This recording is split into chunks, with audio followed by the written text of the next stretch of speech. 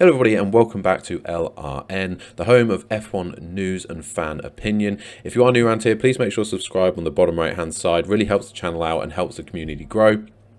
Today, we're doing a really interesting episode as we do a driver comparison between Nico Hulkenberg and Antonio Giovinazzi. So the reason for this is because they're both being linked heavily with the drive for Haas, with Mick Schumacher widely expected to leave Haas at the end of the season. So we're going to have a look at their stats, going to compare them, and going to talk about which of these drivers Haas should be going for and why, and maybe why one might miss out over the other. So we're going to start off then by looking at the stats between the two drivers, and we're going to kick off with the obvious one, which is the age of both drivers. So we've got Nico Hulkenberg coming in at 35, with Giovinazzi still only 28 years of age. Now obviously that could be a deciding factor in the decision making. It could come down to something as simple as age and longevity, obviously, and the opportunities they've had in their career. Obviously Hulk's been around the block a bit longer, not in F1 at the moment, of course, in terms of on the starting grid, but still there as a reserve driver for Aston Martin this season. Giovinazzi as well, still only 28. He's only, so that may, if they were looking at a long-term project, they may think Giovinazzi is the better option in terms of coming in and staying at the team for a longer period of time over Hulkenberg, who maybe might be a short-term plaster. And given obviously Magnussen's still sort of the elder driver in the team at the moment, having someone sort of again older, more experienced along with Magnussen may help in the short term, but long term, would it be the right decision for Haas, depending on what their ambitions are at the moment? The second thing we're going to look at is race entries. So for Hulkenberg, we've got 184 race entries on race weekends, and Giovinazzi's got 62.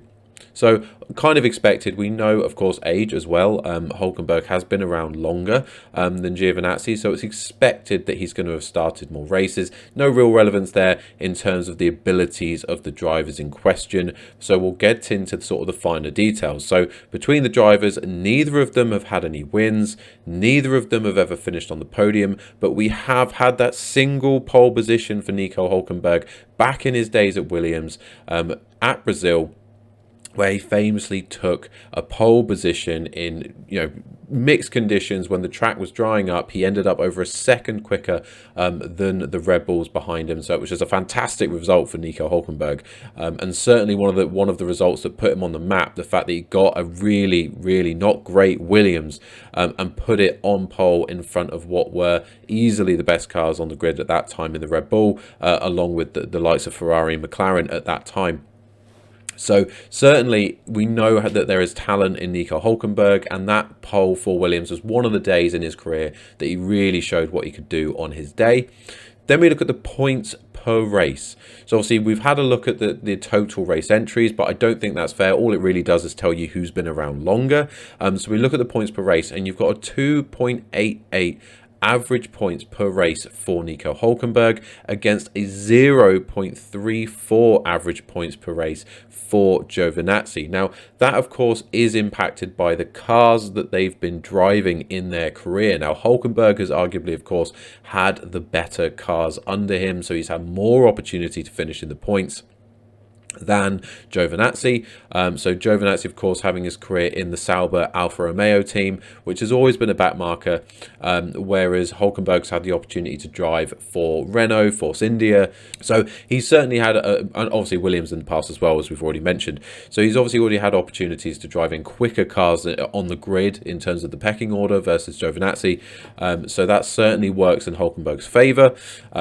So again, really difficult to discern from that, at least, who necessarily the better driver is. But I think one thing to keep in mind is the performance versus the other drivers in the car. I think Hulkenberg's always held up very well against his direct teammates and against the teams around him on the grid, the people that he's meant to be competing with. I think Giovinazzi didn't necessarily do that. I think Raikkonen, of course, was his direct competition at Alfa Romeo, and I think Raikkonen consistently outperformed him in the same car and the same machinery. I think we saw Giovinazzi improve later on, but not necessarily ever reach the quality of Raikkonen. A Raikkonen that did retire and was, of course, aging in the sport and losing interest. So for Giovinazzi still not being able to compete or quite reach the levels of an old, past his best Kimi Raikkonen. Certainly maybe doesn't work in Giovinazzi's favour, but of course Raikkonen is quite a high bar in the world of F1 to compete with, so you can give him some leeway from that perspective. We'll look at total points finishes as well then. So total points finishes for Nico Hulkenberg is 97 versus, of course, points finishes for Giovinazzi at 9. Now, again, that's 97 out of 184. So pretty much 50% of the races that Hulkenberg has started, he has finished in the points in 50% of them, there or thereabouts. Whereas Giovinazzi, out of the 62, only 9 points finishes. So again, reflective of the car that he had as much as it is about his ability as a driver. So again, not trying to go in on Giovinazzi. I'm only reading the stats as they are. But something to consider in terms of getting the best out of the machinery you have. And again, it comes back to how did he compete in the car versus his teammate. And I think he didn't do enough versus Raikkonen to earn his continued place in the sport, which is largely why I think he ended up out of a drive with other people being given opportunities in F1. So move on. So the best start, as we know, for Hulkenberg, having got that one pole position in his career, was first. Obviously only doing it the one time, but he did manage one pole position. Giovinazzi's best ever start was 7th. Actually pretty good considering the car that he had. I think a 7th place start is really respectable for Giovinazzi, so fair play to him. Not quite the heights, of course, of the Williams on pole for Hulkenberg, but still a really decent performance to put a car on 7th. And again, Hulk's best ever finish is a 4th. Famously, I think, what was he, the longest ever. He's had the most races and never finished on the podium. So for him, best finish of 4th. Giovinazzi, best finish of 5th, and again I think that's really respectable considering the cars that he's had. Hulk, again, never had a title winning contending car, so 4th for Hulk actually is pretty good. He was never given one of the best cars on the grid, so for him to have a pole position to his name and have a best finish of 4th, really strong for Hulkenberg. And I think his average points tally, given the races and the cars that he's driven for, is solid. I think Hulkenberg has always proven to be a really solid driver, if not amazing or outstanding in F1, but certainly respected, certainly consistent, and definitely trusted pair of hands in the world of F1, and done really well actually when he's been brought in to cover for other drivers. I don't think actually he's ever done as well as what we just saw Nick de Vries do, who's came in not with no previous experience really of Formula One, certainly not to the level of Nico Hulkenberg, and actually I think he's outdone anything we saw the Hulk do when he's been given those chances to come in and cover for other drivers, mainly, of course, through COVID. I don't think Hulkenberg had any massive standout performances. His performance at Silverstone, I think, was a particular highlight, but it kind of fell away from him during the race. But generally speaking, I think he's never jumped in the car and massively, shown that he should be the guy who's actually in the team versus the person he's covering for, when really had a really good opportunity to do that, like Nick de Vries has just done, coming in at Williams and actually showing that he's just as good as, an Alex Albon, who is massively outperforming the Williams at the moment. So certainly showing that he should be in the car versus someone like a Nicholas Latifi.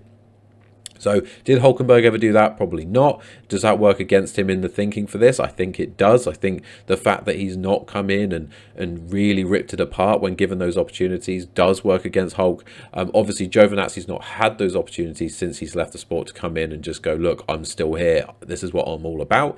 He did, of course, just have a free practice 1 entry, but we all know it's so hard to discern how well or how good a performance is in free practice 1 when you don't know what the fuel loads are, you don't know what the strategy tests are.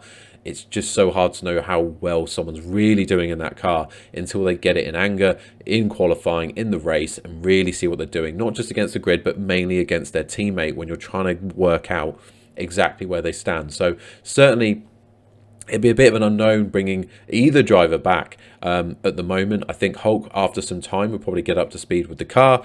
But does he deserve another chance at the age of 35? Is Hulk going to come in and really change things up for any team that he joins? I think not. I think really, if Hulk came in full-time back into F1, he's probably just taking the position of another younger, up-and-coming driver, a potentially better driver. Now, of course, as I said, Hulk was a really steady, proven set of hands in F1, and plenty of drivers will come and go who will not score the number of points, start the number of races, or achieve as much as Hulkenberg has in his career.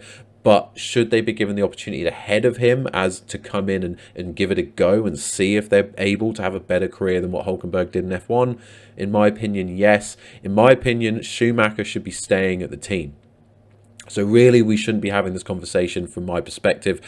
I know that there's stuff going on in the background in terms of Schumacher's contract with Ferrari, and that is actually where I think this comes in hugely. So in terms of a decision between Giovinazzi and Hulk, I think the decision made is going to be Giovinazzi. Now, we can see from the stats that it kind of all favours Hulkenberg, other than their age.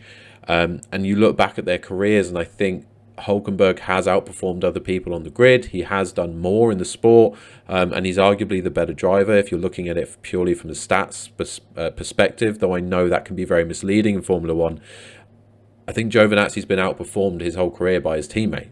It was a relatively short career, 3-4 seasons, but he's never done anything to go, I'm the guy. You know, we saw Leclerc come into the Alfa Romeo team, and you saw straight away he was outperforming the car. He was just clearly one of the top talents in Formula One. Of course, he's still proven to have those issues and errors that we saw from Leclerc in his early career. But you could see fundamentally how quick he was. And I don't think we quite saw that with Giovinazzi. I don't think he's at that level.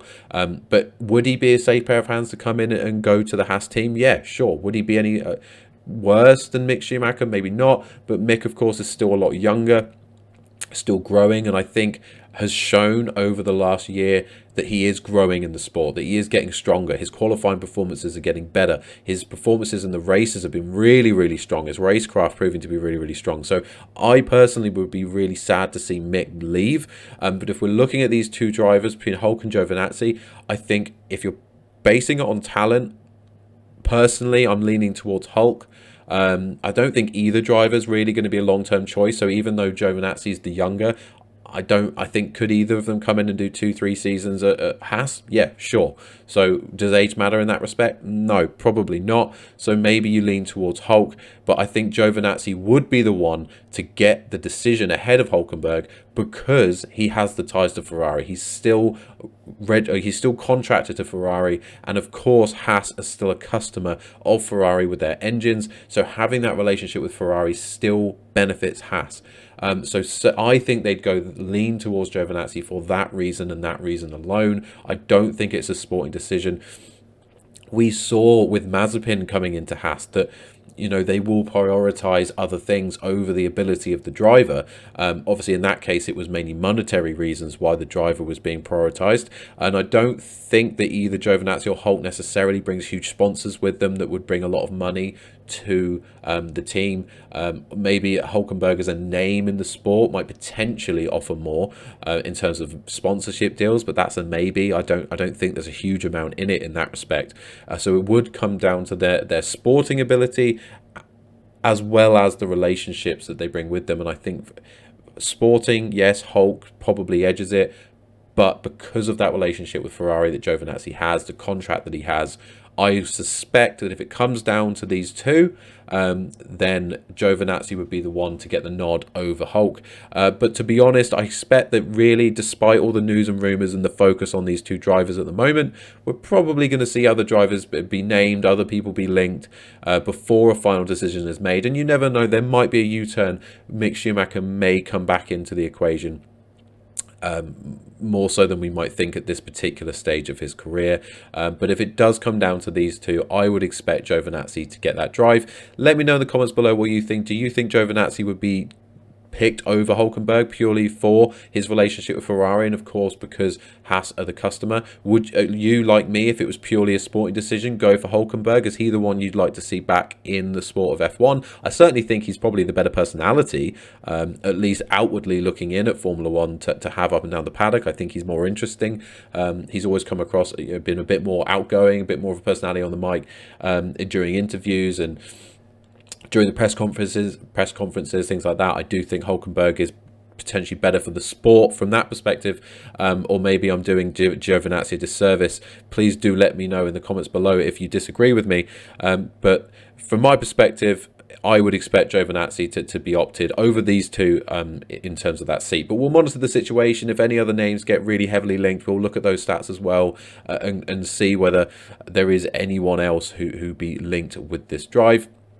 But anyway, guys, if you have enjoyed the video, please make sure to hit a like. Make sure to comment below and let me know your thoughts on who you think should be going in to partner Kevin Magnussen at Haas next season, and any other driver comparison or people you think and other driver swaps on the grid that may happen that we haven't been heard officially yet, and what you'd like to see going into next season.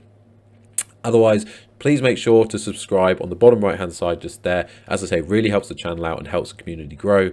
Otherwise, I'm just going to thank you so much for watching. I hope you have a great day. Goodbye.